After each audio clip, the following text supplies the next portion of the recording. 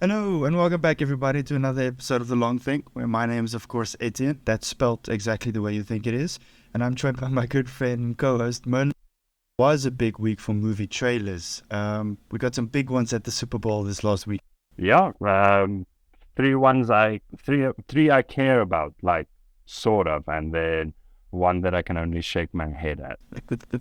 I think I know exactly what you mean, so let's get into it so straight away. Yeah, I think the Flash trailer looks cool. I have a lot of optimism for that movie. It's Michael Keaton's back, baby. yeah, that's crazy. They're no way homing the Batman universe through Flash, but I like it. I I'm also into it. think this one caught in everyone a little bit by surprise because I don't think anyone was expecting something that looks this, because the last few trailers we've gotten for DC movies were pretty par for the course when it came to that actual movie, Black Adam's trailer. Everyone was like, I don't know, bro. And then the movie wasn't that good. I think Aquaman was a little bit surprising more than most. And then Shazam is obviously the one I think most people like the most from all the DC movies. But this one looks good. Um, Probably going to be good. Lots of things in it, though. They're definitely tying a lot of stories. Superman, they're changing a little bit, so that's cool. We get two versions of Batman, maybe three, because if you look at the trailer, one of them on the bike looks a lot like the Christopher Nolan universe. Do you think they'll do that? Do you think they'll bring Christian Bale back? Um, they should. I think they want to. If Christian Bale is into it, is a different like conversation because he's an artiste, right? He's an actor. So I don't know about that, but it would be really cool, like taking different versions of Batman. Like I said, no way homing it. Having the Tim Burton universe living alongside the Christopher Nolan universe, living alongside the Snyderverse. That is actually pretty interesting, because that's like really different types of Batman, and that really like gives a proper multiverse feel, like Hmm. I agree with you 100%. What we also see this time around, we don't get a lot of that, is Batman in the daylight. You don't see a lot of Batman in during the day, and I think that's cool. Mm. Yeah, that is. Especially if it's yeah, I think especially if it's not a Batman movie, because if it is a Batman movie, you have to show like Bruce Wayne living it up for like the socialites and the in between like person that he is, where he's Bruce Wayne, but it talks about Batman with Alfred, that in between like character. And those are like day characters anyway. So if Batman is a side character, you can like keep him creepy as hell. Hey, you don't have to explain anything. You can just like swing in or whatever. I'm That's very actually pretty cool. excited. The Ezra Miller of it all does still put a bit of a bad taste in my mouth, but I think they'll get her around it. So this story arc, for those of you who don't know, was planned way back in the day. It started with the original Man of Steel. They were always going to do Flashpoint. That's why in Batman v Superman, Thomas Wayne and Martha Wayne are played by, so it's Jeffrey Dean Morgan and I never know that girl's name, but she's in The Walking Dead. Anyway, they play her parents, and the plan was always to do Flashpoint and then use him to be Batman. So I don't think they're going to do that anymore. I don't think they're going to give us a dark, brooding Batman with guns. But that would also be pretty cool. I would kind of love to see that. But if they're doing Superman again, and it looks like they're doing Supergirl this time around, the whole Red Room thing. So what happens in Flashpoint is Flash goes back in time to try and save his mother, and then ends up creating a world where there are no superheroes. So Superman gets immediately caught by the government and kept in an underground bunker with a red light to drain him of his powers. Batman obviously becomes Thomas Wayne Batman, which isn't really a hero. He just goes around killing villains, but very ineffectively. Hmm. And then, yeah, that's about it. And then Flash has to kind of fix that. I think it's going to be fun. I don't know how involved James Gunn is in this already. Because I was under the understanding that this movie has been shot a long time ago, and they've been postponing it because of the Ezra Miller drama. So I don't know, but it looks very colorful, which leads me to believe that maybe he did some work on this already.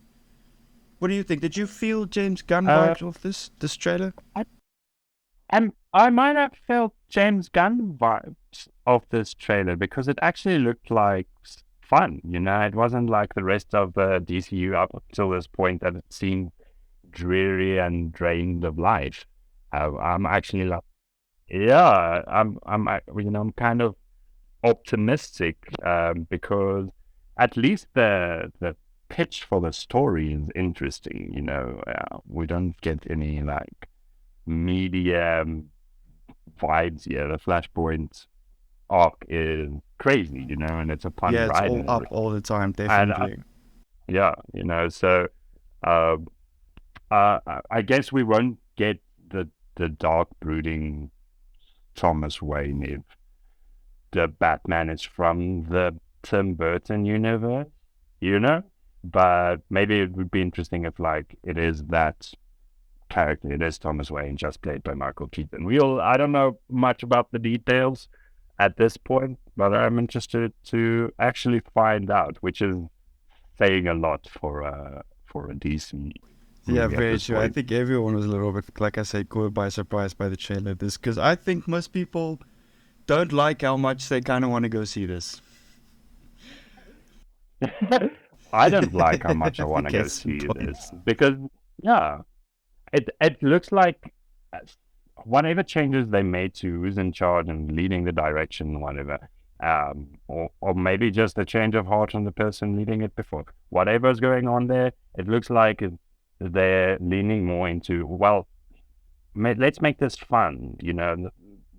Not everything has to be a thesis on how futile existence or whatever. Like Man of Steel was interesting when it came out because gritty, gritty Superman, edgy and stuff. But it's because if your Superman is as dark as Batman, then everything else is going to be real dark. I haven't actually Right? thought about that. It's very true. They made Superman as dark as Batman in those movies. Because it's true what you say. When Man of Steel came out, I felt the same way. I was like, yes, a different version of Superman. He's not all good guy. He has feelings and he thinks about things. But by the third movie, Justice League, I was just so tired of the grey. No one's laughing at anything. Mm. Nothing good ever happens. There's no real victory. Very true. Maybe a bit too sad. I guess we'll see. So we have over the next 10 years to harshly judge James Gunn and every movie he makes. So that should be a lot of fun. Which leads us right into their competition, actually. Got another Guardians trailer. I don't know if you have much to say about this. I think everybody already knows they're going to go see this. Guardians is a definite moneymaker. I don't think we'll be disappointed. I do think some of them are going to die, though. But based on the new trailer, I'm not sure who it's going to be. Initially, I thought Star-Lord, because obviously. But now I'm thinking maybe Rocket Raccoon and Drax for some reason. Because they won't kill Groot, Maybe right? Rock. They won't. That's just, you can't kill Groot. You say that, but they've already They did, did. right? In the first one. That's climax of the first one they It's killed him, very true. right? Oh, And we already know that he can't die. And they've already killed Gamora. So I don't know what your evidence is for they wouldn't kill anyone in this maybe in they'll this kill series everyone. because Because I don't think these actors are coming back to reprise any of the roles after this, as far as I know. And I would definitely love if anyone could let me know in the comments if this is true. All of them, the Guardians specifically, the contracts are up after Guardians 3 along James Gunn. oh, And I know Dave Bautista has said it doesn't really feel like doing MCU without Gunn because he feels like under his leadership and creative direction, he did a lot of the work. And I believe that. I think directors really do make that much of a difference because actors are essentially black canvases. They can do things, but they shouldn't be relied on to just improv all the time. You need someone at the helm, and I think James does that very well. He plays into the strengths of the people that's working with him. Because he made Chris Pratt an overnight sensation. Chris Pratt was pretty famous, but after Guardians, he's a AAA superstar now. yeah, it's true. He is a AAA superstar, and he's a A buffoon. little bit, yeah. The gun clutch is, and it might be exactly what the DCE of the DCU. DCCU? I think it's DC? DDECU. I think. Anyway, let's move on. But yeah, I think that will help them to bring a little bit of fun to their movies because that's really what they need is a just and just a bit of fun, Like we like drama and we like serious and we like complicated questions, especially on this show. We love complicated questions, but love it. But we also like fun on this show, Yeah, well, we'll take the And sunshine over the rain every day, any day. Which brings us to the last trailer, which is surprising in a different way. So Vin Diesel's back at it again. I counted, and there was only 5 mentions of the word family, which I think is too low. They should have gone for 10, right? Definitely 10, be meta about it. 10th one. 10 families in your trailer for Fast 10. Did you catch the little tagline where the end of the road begins? Because I don't know if you know this, but this movie is the start of a new trilogy and not the final movie in the saga, which is fucking confident if you ask me. Oh God, help us. What is happening? How is this the start?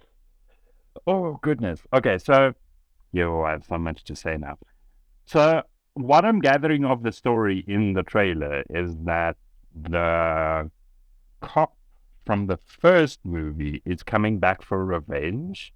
That's the premise, I thought right? it was the guy who they rob in number 5. He's like his son or whatever, or like a henchman, and now he's coming back for revenge. Well, we can definitely agree that someone's revenging something. Okay.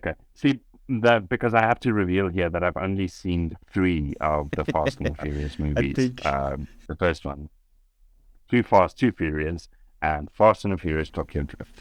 So you clashed out early. Probably we might actually go back then, because 4 and 5 really aren't bad movies.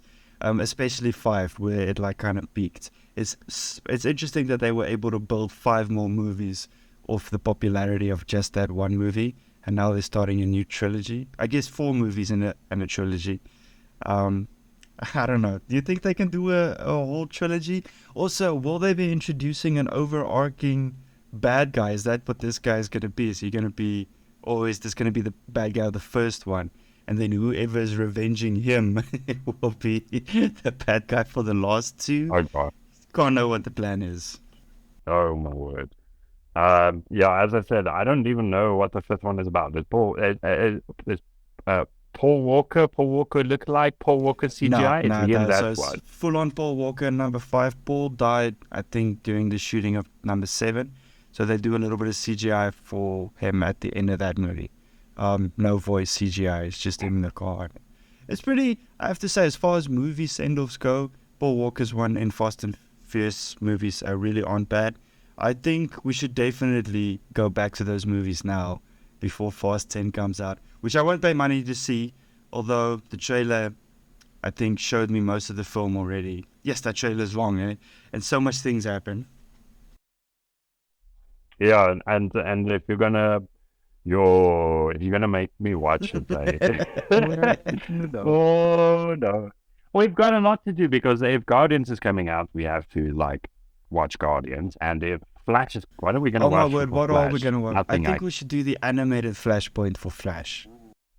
Ooh, yeah, that is good. I love the animated Flashpoint for Flash, because you get all those goodies in it. Superman is gone, Thomas Wayne is Batman, all that fun stuff. I enjoy that. Speaking of DC animated things, I don't know if you saw the James Gunn showcase where he was explaining the next 8 to 10 year plan of what the DCU is going to be. But essentially, tell me how you feel about this. They're going to have characters move through live action and animation. So you'll have the same canon, the same story, the same character, not the same story, but the same characters, and then they'll move through live action and animation. Do you think something like that can work? So this is across movies, TV shows, maybe even a few games as well, because they're also going to try that interconnected media thing. Do you think something like that can work? Because those DC animated movies, I feel, are good. They're good movies. They're good superhero stories on their own. But do you think incorporating that into this overarching, live action cinematic universe, do you think that's wise? Because we'll watch it, obviously, but do you think everybody will? I can never tell what everybody's going to do. I don't know what people are going to do. I don't know what they'll watch and what they won't watch. I can only speak for myself. I like animated stuff. I did not enjoy the Snyderverse. It is joyless. And I can't get behind that. Like it's pretentious, and is the words I want to use. Like it's not fun to watch. It's a slog. You made a slog out of Batman versus Superman. I don't know how you do that. I don't know how you turn that like iconic story into such a boring piece of work. And don't get me wrong, there's like a lot of like cool stuff in it, but it does just ah yeah, what? Yeah, that's the thing. It's painful. So I'm already not like behind what they've been doing now. Um, it can't really get worse than that. I haven't seen most of the DC universe. I haven't seen Wonder Woman 2. I haven't seen Aquaman. What's left? Uh, yes, I have. I actually stopped I guess thinking at Wonder Woman too. I haven't seen it, so I really can't like tell you about it. And the weird thing is I can almost recite the arrangement of the Marvel Cinematic Universe because yeah, they took something they took seriously and they delivered on like really meaningful scenes, and a lot of the different other times they didn't take themselves so seriously. So there's parts that are serious with little bits of quirkiness in it, and there's parts that are quirky with little bits of serious in it. And the entire like series has like this oscillation going on. You have um, Civil War, but you also have Guardians of the Galaxy, and those are wildly different like experiences and stuff going on. I think that's what made the Marvel Cinematic Universe great, is that they didn't keep like to this one tone, uh, which is also debatable, really. But it's just so prevalent in the early like DC universe, um, that it's rough. It's rough. Oh, that's the other one, the Suicide Squad. I haven't seen I don't. Suicide Squad. I've You seen would like. the Okay. Suicide Well, Squad, which is then then you've seen the yeah, good one. Yeah, that's nothing. You make a very interesting point. Maybe way too dark in the beginning, way too hard for over too much of it. They could have introduced a little variety because Marvel did try different things at the beginning. Most of the little Easter eggs at the end of the movies of the first phase of Marvel movies, mm, nothing ever happened to those things. They were just throwing things at a wall, seeing what will stick, what people like, and then yeah. molded it. Zack Snyder, maybe not the best filmmaker. I watched Sucker Punch the other day again. Um, it's it's not that good, man. I don't know. I watched 300 as well, and 300 I think is iconic for because we all saw it as young boys, and it was the first time where you saw so many badass men, just all six packs, murdering through their way. But that movie is very unsettling. Like there's some real body horror. I believe that 300 is carried by Jared Butler, right? Definitely. Like he carries that movie. You don't think about the director as much as you think about him giving this like portrayal. Like I think he saves that movie, like he drives it. Because yeah, 300 does stand out for Snyder's work, because it's enjoyable. It's actually, yeah, there is a lot of body horror going on and a lot of like, stuff. It's a It's little bit not a cringy, story. yeah, and definitely not accurate. Yeah. Not at all. So first things first, Spartans did not wear little leather uh, thongs. Okay, they wore tunics. They wore skirts. They were Greek. They wore skirts. This was just getting it out there. Firstly, um, secondly, going bare-chested into battle is a great way to get stabbed real early. Yeah, it's a great way to catch an Like, arrow. yeah, they had armor. It's part of their history.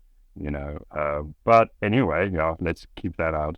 And then, of course, Persia is not accurately depicted at all because of freaky deaky creatures. But it does work. I'll give them 300. I did enjoy it personally. Sucker Punch, oh my word! Like Sucker Punch is so concerned with how smart it's being that it can't actually like be a fun ride. And that's like the part of if you're trying to be profound, if you're trying to be profound, it's a lot harder than if you're looking at profound things like from the side of your eye. You know, it's just one of those things. If you look directly at it and aim directly at being profound, you come off pretentious. as a guy that has spent a lot of time being a pretentious, condescending asshole trying to create profound things, this is my experience. If you're trying to create something profound, you just come off as pretentious. Yeah, no, I do agree with you definitely. If you're trying to make something to be so it can be seen as something, then it probably doesn't. It's not. Oscar Wilde said that if a man, no, okay, let me just get it right. He said if a man makes a useful thing, he cannot admire it. But if a man makes a useless thing, he must admire it intensely. And all art is useless. And I think Zack Snyder just misconstrued it a little bit, because you're not supposed to admire it yourself. Other people must. Yeah, Apparently other people people must admire it. But yeah, trailers. But Good week for trailers. The last one we got wasn't a trailer, but it was more of an advert. Transformers, but they're the best in the business when it comes to product placement, so not really ashamed of them anymore. They are shameless about it though. Like what happens is the Porsche symbol, so the Otacon symbol transforms into a Porsche symbol, and then you see a bit of a Porsche, and that's about it. oh wow, oh we gotta pay the bills, mate. Those movies are expensive and they're not gonna make themselves. It's definitely true. But yeah, Transformers, I don't know. We'll cross that bridge when we get there. The other thing that happened is not in movie news, but Hogwarts Legacy came out. You guys have been playing a bit of that, right? Yeah, it's been taking over our household. I haven't gotten my turn yet because it's only coming out on console in June, but the PC guys have been started playing it, and it is beautiful, actually. Like graphically, like visually, it is beautiful, but the amount of whimsy that they filled this game with is actually insane. There's dark and creepy things as well. There's a little bit of edge. You can play as a Slytherin, so you can be a little edge boy.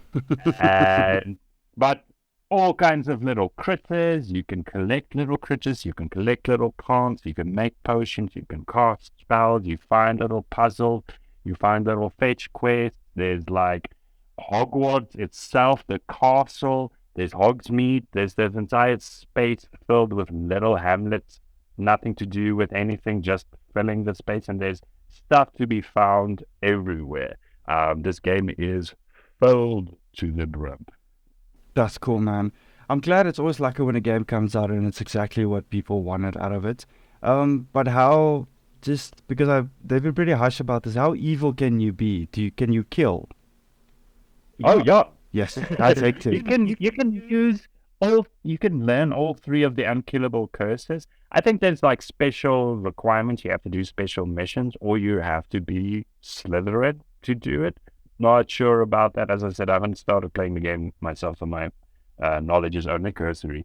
But yeah, no, you can learn the Imperio, the Cruciatus, and the Avada Kedavra, the killing curse as well. And you fling those things around. It's insane. So with the Imperio curse, Imperiato? Don't know.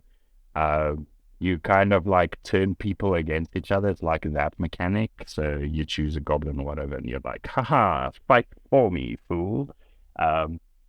But there is a lot of different ways to like tackle challenges. So you don't have to like use the Imperial. You could use another like offensive spell, or you could use invisibility to sneak around, stuff like that. There's a lot of like versatility in how you tackle your challenges, and I think it's pretty nice. That it makes you feel like a proper wizard, because this is a major problem in gaming.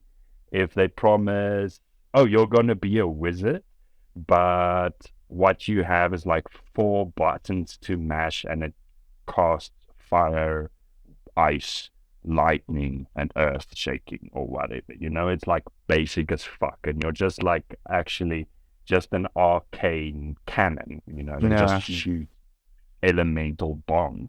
Where if you want to properly feel like a wizard, if a game wants to make you feel like a wizard, a proper way to do this is to have small pieces that can be put together, stacked together to create interesting plans and strategies to solve a wide variety of problems. This is the best way to make a game, make a character feel properly like a wizard. And Hogwarts does that real, real well. All the spells are these little units that you can arrange and stack together and use in interesting ways to solve a myriad of problems in your game. Also, you can ride a broom over the entire map. You can just fly with a broom. Oh, except I think Hogsmeade is actually a no-fly zone. That would It's make sense. Yeah. People would crash because of all the drinking, of all the butterbeer drinking. Oh, that's funny. I wanted to say, I want to put forth the motion to the council that we change pothead to hoghead. And so some people will be Harry Potter fans and they will remain potheads. And some people will be Hogwarts fans and they will be from now on, be known as hogheads. And I think I'm a hoghead more than I'm a pothead. Hey. I second that motion and agree with you 100%. I also enjoy the world far more than I do Harry Potter. I think Harry Potter's a little twerp and a bitch. And also selfish. Why didn't he buy Ron a new wand? To this day, no Harry Potter fan can explain this to me. Once, I had a guy who said, so it's like this, right? If you buy your friend something, then you're constantly going to ask them, how's it going with that thing I bought you? To which I said, that makes you an asshole. Because if you buy your friend something, then you don't ask them if he's looking after it. And he should have bought Ron a wand. I'm very sorry. Yeah, the Wizarding World is great. I want to get back to this Ron situation though, because it's not just Harry. It's the teachers as well, that everybody's just oh, Ron's wand is busted, child endangerment, lol, kind of. Just a day at Hogwarts. Yeah, exactly. Maybe it's something. I'm not a big Wizarding World fan, crazy or anything. I enjoy it. It's whimsical, so I do enjoy that. But maybe, and this is just a theory, maybe it has to do with because wands aren't shoes that you can throw away and buy a new pair. You have to pair with these wands, and that might be the problem, that Ron's particular pairing isn't something that comes up a lot, Maybe.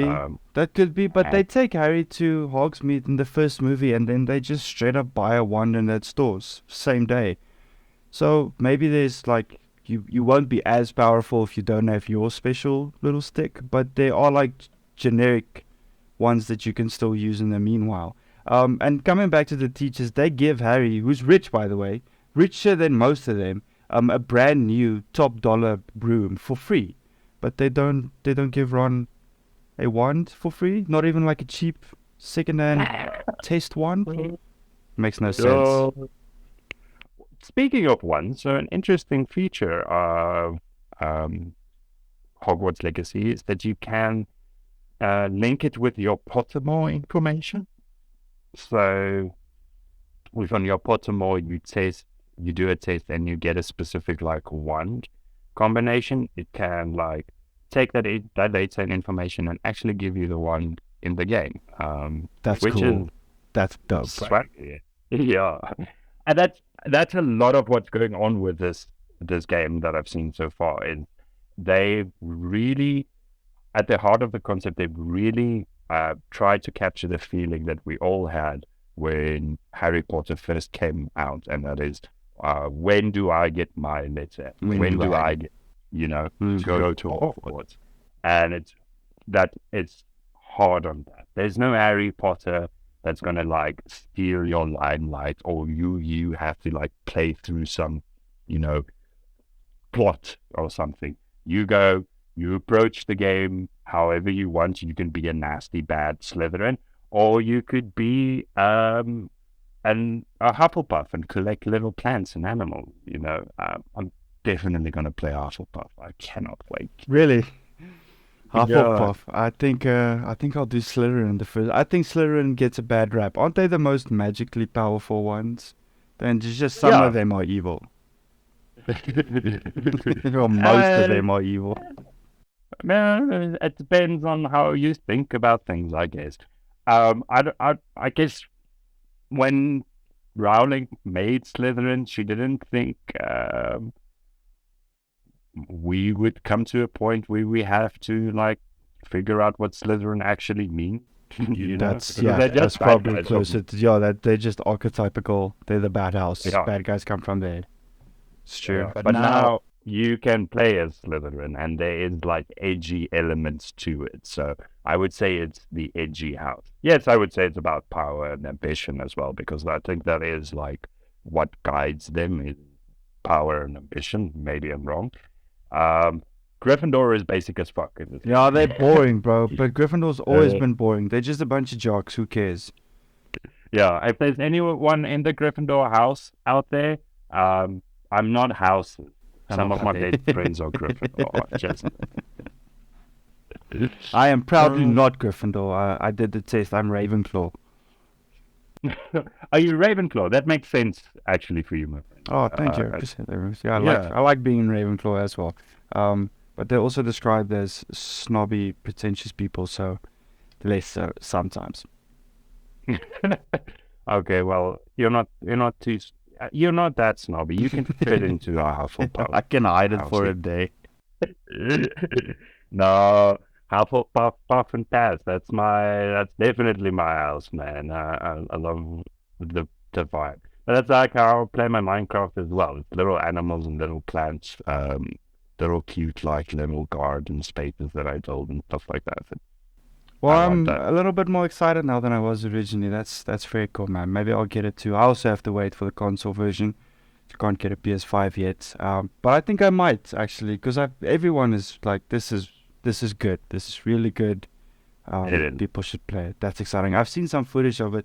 I've seen them flying around the castle, and it is very impressive. I mean, we've been getting vistas in video games since the beginning, like a landscape shot and whatnot, but nothing that you can interact with that looks this cool and is that big. So quite a feat, I have to say. The fact that you can fly around and just go in, very, very cool. Games are becoming like truly interactive, right? Like it's taken on a different meaning, and I think it's cool. I think it's really cool. Moving on though, what you reading? What you watching? So yeah, except for Hogwarts going on in my house, and uh, I played some Minecraft a lot this week, and been watching Into the Microcosmos, which is a YouTube channel narrated by Hank Green. I don't know if you know about Hank Green. Um, it is what I would call lo-fi infotainment. So they have a microscope and they record things, samples and pond water and moss and a lot of different things, and they look at like little single-celled organisms and like tiny like multicellular life, bacteria and tardigrades and all those things. And then Hank Green just has like this ASMR like tone to his voice with these lo-fi like beats in the background. And it's so zen. It's so chill out. Intro the Microcosmos. Is that what it's called? Into the microcosmos. Into the Yeah. I'll So give that you, a shot. That sounds super relaxing. It sounds like meditation aids yeah, almost. That's cool. yeah, no, it's and it's uh, as I said, it's Hank Green, and he is always he's an eloquent educator.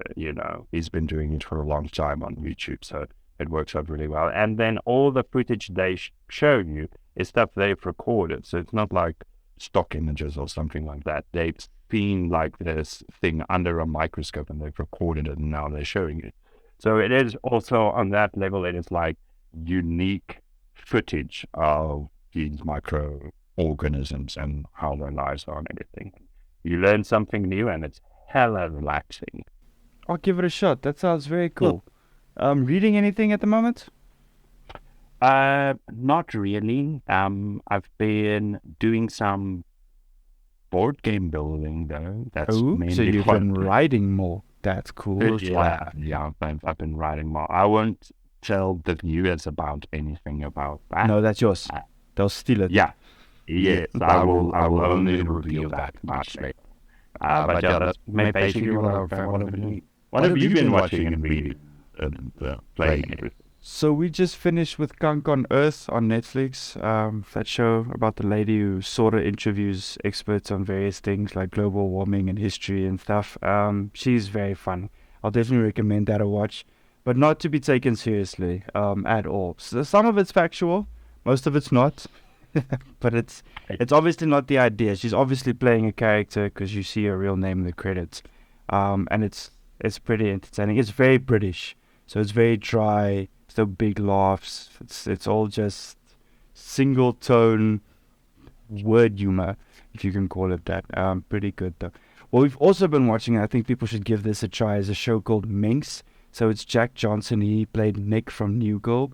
It's set in the 70s, and it's thoroughly entertaining. 30-minute episodes, just 10 of them out so far. Very, very cool. I don't know on what channel it is though, to be honest with you. Okay, Because we watch it on Showmax. I think it might, no, it's not HBO. It might be HBO actually. Very, very good. Very entertaining. Lots of penises though, so be ready. Don't watch it with your parents because there's lots. I don't want to give anything away, but basically it's about a girl who wants to make a feminist magazine, and then she does, but it's because it's the 70s. The only publisher that she could get is a porn publisher. So he says, well, we can do it, but it's going to have to be also porn. So it's like the first male nudist magazine. And it's just all the controversy and how people are taken to it and how others are opposed to it. And the university, and it's the 70s, and it's this guy. And it's also their interpersonal relationship because she's all fire, gun, and when she meets him, and he's all businessman, and they're both softened in various ways. Very good. It's character-driven, 100%, but quite funny. Lighthearted. I like lighthearted things. Haven't been playing anything. Finished with Wildlands. Turns out to be as generic as they said it was going to be. It's very go here, kill this, move on. So yeah, excited for Hogwarts, and I've been playing. So the ALGS just finished. I have a little bit of esports there. So I've probably been playing a little bit of Apex. But yeah, besides that, I did it again though. I went out and I bought another classic book, and I went looking for a modern writer because because you commit time to a book and feeling, and there's an emotional thing towards a book for me. I don't know. There just is. So when I commit to a writer, I really want to commit to him, and I'm having some difficulty finding a modern writer that's not writing fantasy that I really like. Because we have Patrick Ruthus, and this Raymond E. Feist still does some things that's cool, but I want like a modern Harper Lee. That might be a tall order, but like a new age Stephen King that isn't the son of Stephen King. Okay. Well, that is a tall order, eh? Maybe. Well, where do you even start looking for that? Exactly. Oh, goodness. So My. I wander the aisles of the bookstore every now and again, just looking through the modern fan. Just all of it looks so. There's 1,000 crime books. You can find a million true crime and crime fiction stories of a single detective solving things Sherlock Holmes style while fisticuffs thing. There's like a million of that, but there's no I don't know. There's no books about normal living, if that makes sense. Just well written character studies. I feel, but that I also again. I'm not searching hard enough, maybe. If anyone has an idea for a modern book from a modern writer that isn't a crime or fantasy thing, I'd love some recommendations. We might even do a little bit of thing on the podcast if it turns out to be good or worth it, or if we even liked it a little bit. Doesn't take much. We just need a laugh here and there. A single thought and idea is enough. That's all I really need from fiction. And some good writing and, compelling stories. I'm not asking for the impossible. No, but another To Kill a Mockingbird might be ridiculous though.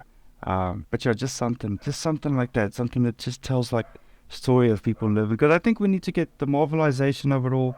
It's all fun, but we need to remember that stories are only as good as their core values. Always, always, always, the best cinema will always be just two people in a room talking, fake eating some Chinese food. That will always be top notch. It will always trump any action sequences because that's what you'll remember. Take a Marriage Story, for instance. That fight, it's memorable, it's iconic. That movie will always be remembered for that scene with Adam Driver. Whereas you don't necessarily, you know, remember Captain America fighting Ultron that time on the highway on top of a bus. Doesn't necessarily stick out as much for as long. Okay, okay. I hear what you're saying. Uh, if, I don't know where you're gonna get that card out, but if someone listening out there on the interwebs has an idea, please help my man Etienne out. Give him some modern, some good modern stories, modern authors. That would be interesting. That's all I need. But thanks everybody for joining us, Mullen. It's always a great pleasure. I'll see you next week.